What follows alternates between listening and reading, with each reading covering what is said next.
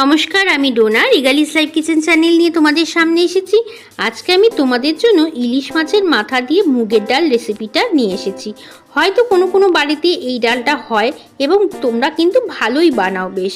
আমি কি করে ইলিশ মাছের মাথা দিয়ে মুগের ডাল বানাই সেই রেসিপিটাই আমি তোমাদের সঙ্গে শেয়ার করব।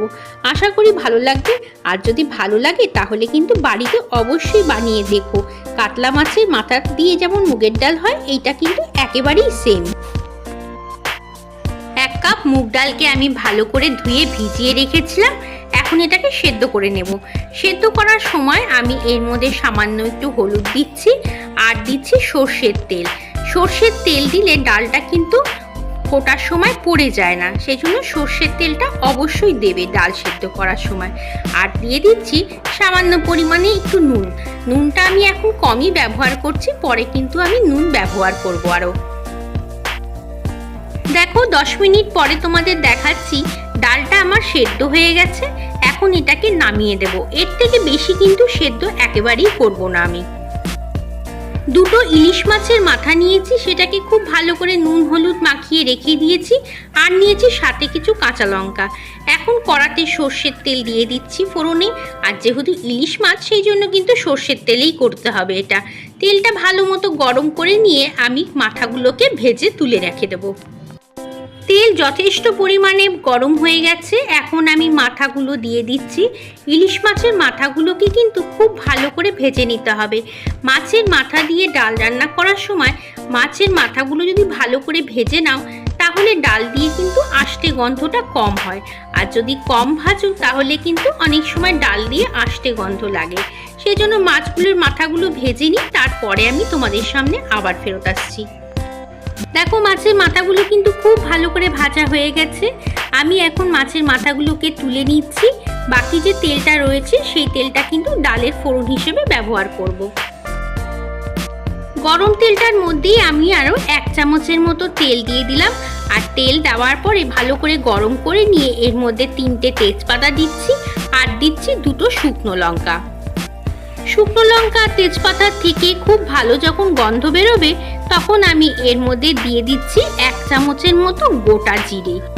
গোটা জিরের সাথে তোমরা চাইলে কিন্তু সামান্য পরিমাণে একটু মৌরি দিতে পারো। মৌরি আর গোটা জিরে ফোড়ন দিলে কিন্তু ডালের খুব সুন্দর একটা সেন্ট আসে।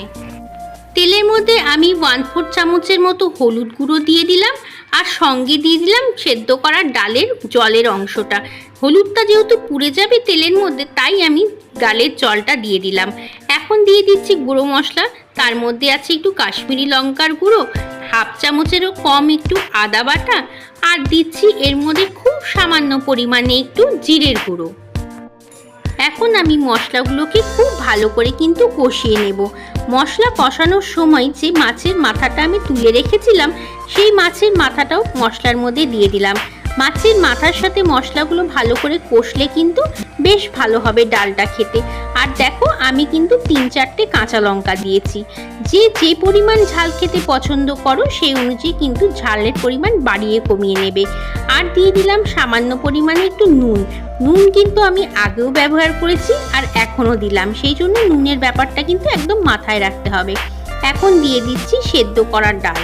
আমি কিন্তু ডালটাকে একেবারেই সেদ্ধ করার সময় গলিয়ে ফেলিনি, কারণ ডালটা ফোড়ন দেওয়ার পরে তো সাঁতলাতে হবে, সেই জন্য একটু দেখে শুনে সেদ্ধটা কিন্তু করতে হবে।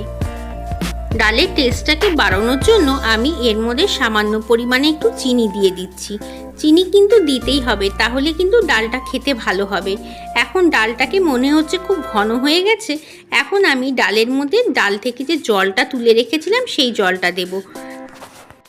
আমি তো এর মধ্যে ডালের জলটা দিলাম। তোমাদের কাছে যদি এরকম ডালের জল তোলা না থাকে, তাহলে কিন্তু অবশ্যই গরম জল দেবে। ডালে কখনোই কিন্তু ঠান্ডা জল দেবে না। আর দেখো এখন কিন্তু ডালের ঘনত্বটা ঠিক আছে। যে যেরকম পরিমাণের পাতলা ডাল বা ঘন ডাল পছন্দ করো, সেই অনুযায়ী কিন্তু গরম জল অ্যাড করতে হবে। এখন ডালটাকে আমরা কিন্তু খুব ভালো করে ফুটিয়ে নেব। গরম গরম এইরকম ডাল যদি থাকে তাহলে কিন্তু বেশ ভালো লাগে। আর বর্ষাকালে ইলিশ মাছের ডাল যদি হয়, তাহলে আমার বাড়িতে সবার কিন্তু বেশ মনটা খুশি খুশি হয়ে যায়।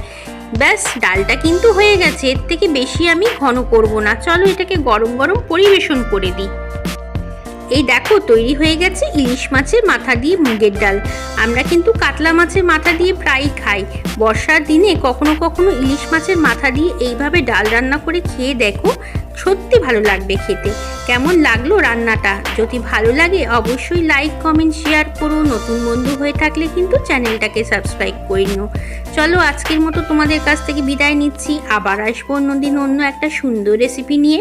ততক্ষণের জন্য তোমরা সবাই ভালো থেকো এবং সবাইকে টাটা।